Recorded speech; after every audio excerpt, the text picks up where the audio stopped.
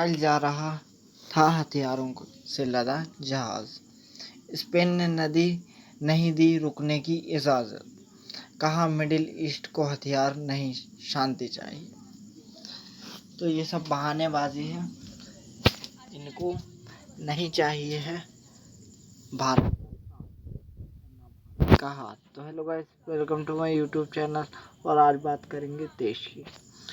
तो स्पेन ने भारत से विस्फोटक लेकर इजराइल जा रहे एक जहाज को अपने पोर्ट पर रुकने की इजाज़त देने से इनकार कर दिया। डेनमार्क का झंडा लगा ये जहाज चेन्नई से इजराइल के हाइफा पोर्ट जा रहा था। तो ऐसे मोदी सरकार के राज में भारत बनेगा विश्व गुरु।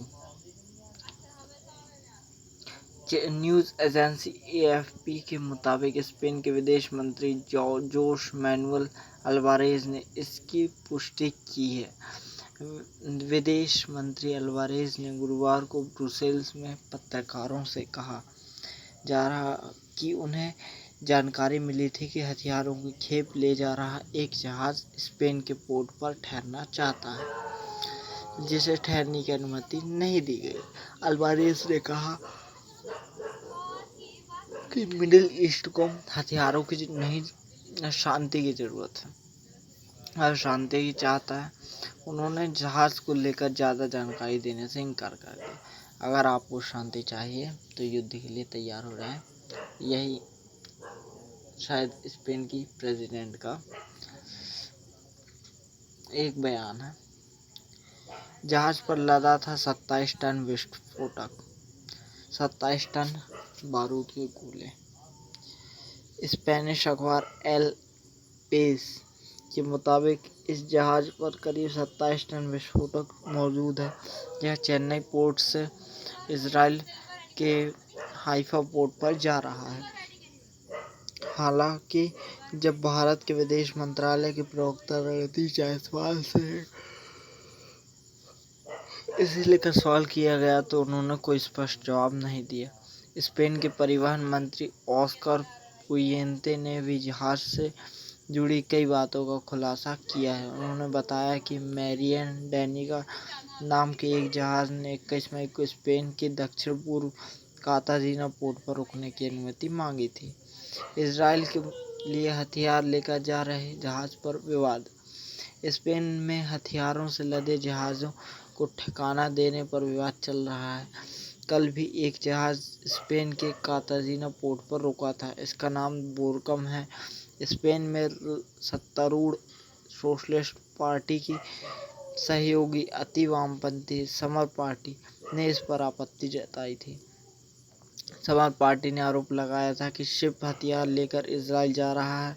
इनका इस्तेमाल गाजा में हमलों के लिए किया जाएगा।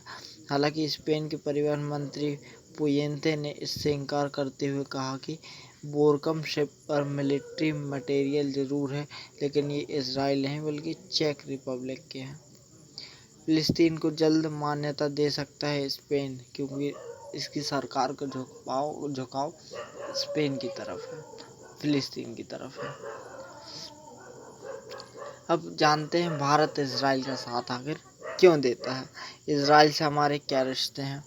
तो इजराइल ने पहली बार चीन से लड़ने के लिए भारत को दिए थे हथियार और सैन्य सहायता। अब देखते हैं, इसको थोड़ा विस्तार से जानते हैं। 1962 में भारत चीन युद्ध हुआ था, जैसे कि आपको पता ही है। इजराइल ने सैन्य सहायता भेजी थी। अब उसके बाद 1965 3 साल बाद ही पाकिस्तान ने हमला किया, तो M58 मशीन गन और 160 mm के मोटर भेजे। 1980 इजराइल ने नेशनल सिक्योरिटी गार्ड को ट्रेनिंग दी थी। हमारी सेना के जो नेशनल सिक्योरिटी गार्ड है, NSG बोल सकते हो आप, जिसके बारे में आपने सुना होगा, उनको ट्रेनिंग दी। फिर 1999 में कारगिल जंग हुई। भारतीय वायुसेना को drone surveillance system advance level का उपलब्ध कराया। इजरायली हथियारों को खरीदने में टॉप पर भारत। एक चीज़ और इसमें ऐड करना चाहूँगा कि भारत खरीदने में टॉप पर है, ना कि बेचने में टॉप पर है। हम खरीद रहे हैं, मतलब हमारा पैसा जा रहा है। अब थोड़ा सा और हथियारों के सप्लाई के बारे में जानते हैं। भारत प्रमुख हथियार सप्लायर हैं कौन? तो 2000 से 2005 के बीच में 73% रूस से लेता था भारत, 7% इसराइल से और 3% उज्बेकिस्तान से हथियार लेता था। 2005 से 2010 के बीच में रूस 73% रूस पर निर्भर था, 6% इसराइल पर, 1% कम हुआ और ब्रिटेन पर 6.4% निर्भर हुआ। फिर 2010 से 2015 जिसमें 1 साल मोदी जी की सरकार का था, रूस 70%, अमेरिका से 12%, अमेरिका से बढ़ा तो रूस से घट गया।